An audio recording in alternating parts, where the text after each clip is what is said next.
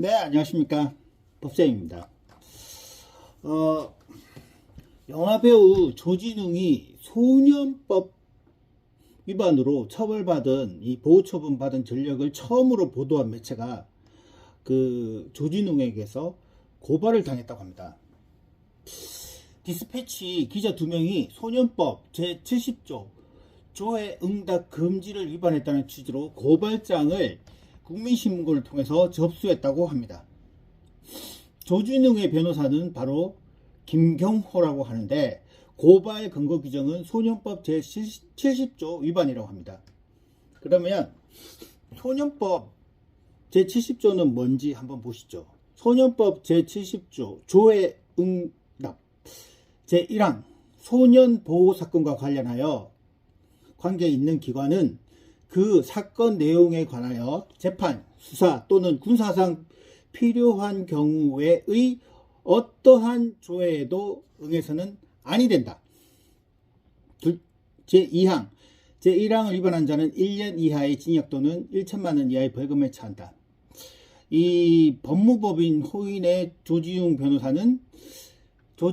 변호사는 지금 김경호 변호사라고 하는데, 지난 7일 조진웅이 소년법 처벌 전력을 최초로 보도한 데 대해서 이 고발장을 서울경찰청 기준으로 했다고 합니다. 그는 소년법 제70조가 그 관련 기관이 소년 사건에 관해서 응답하는 것을 엄격히 금지하는데, 온라인에 퍼져 있는 캡처본을 보면 법원 내부에서 유출됐다고 의심할 만한 합리적인 정황이 있다. 그래서 기자나 공무원이 내부 관계자를 통해서 금지된 정보를 빼냈다면 이는 취재가 아니라 법률이 보호하는 방어막을 불법적으로 뚫은 범죄 행위라고 강조했습니다. 그런데 알겠는데 지금 보십시오. 규정을 소년법 보호 사건과 관련하여 관련 있는 기관이 주어가 기관이에요. 예? 기자가 아니라고요. 그러면 기관이 이런 것을 조회에 응해서는 안 되는데 응하면 누가 처벌받습니까? 기관이 처벌받는 거죠. 조회한 사람을 처벌하겠다는 규정은 여기 아무데도 없어요. 그런데 누굴 고발했어요? 디스패치는 조회할 수 있는 거죠. 왜냐하면 그 사람들은 기자니까. 기자들은 조회하는 게 맞아요. 취재하고. 그게 지금 언론의 자유고. 그러면 그 사람들이 그거를 기관에 하더라도 기관이 그게 응답 안 하면 되는 거 아니잖아요. 우리는 소년법 70조이기 때문에 응답할 수 없다. 이렇게 답변하면 되는 거죠.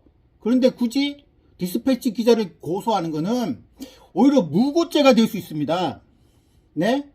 잘못 고소하신 거예요. 잘못 고발한 거라고요.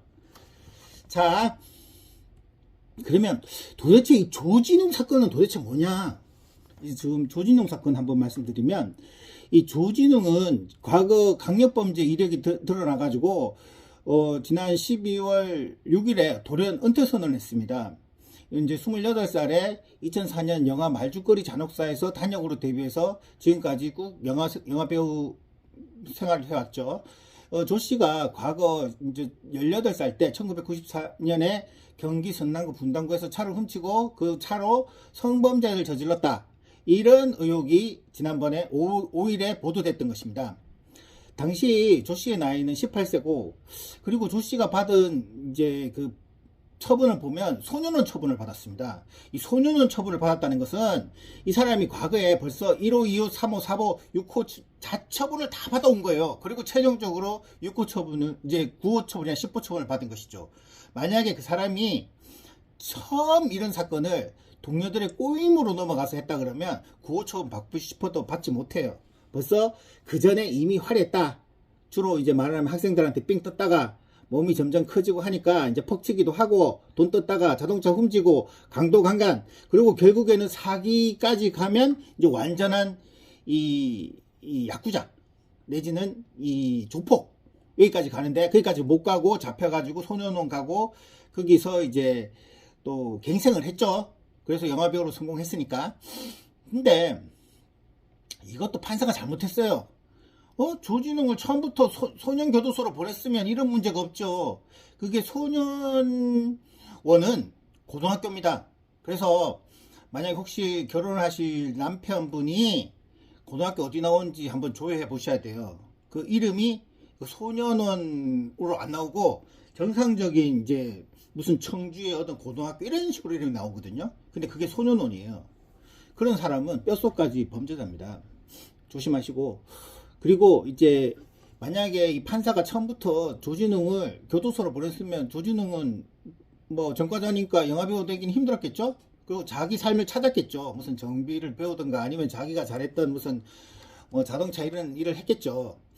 하지만 소년 재판을 받음으로 해가지고 판사가 피해자를 방청도 안 시켜주고 참석도 안 시켜주니까 그 또 게다가 또 이 변호사가 말했다시피 이 소년 사건에 이제 보호청을 받은 건 비밀이 되거든요.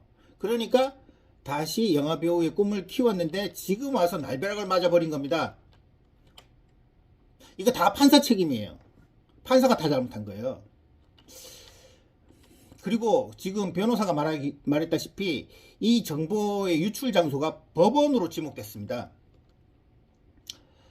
그래서 그 과거에 보면 2022년에 15세 성폭행범에게 손해배상 청구하기 위해서 주소지를 공개해달라는 이 피해 여학생 15세의 소송도 법원이 기각시켰어요.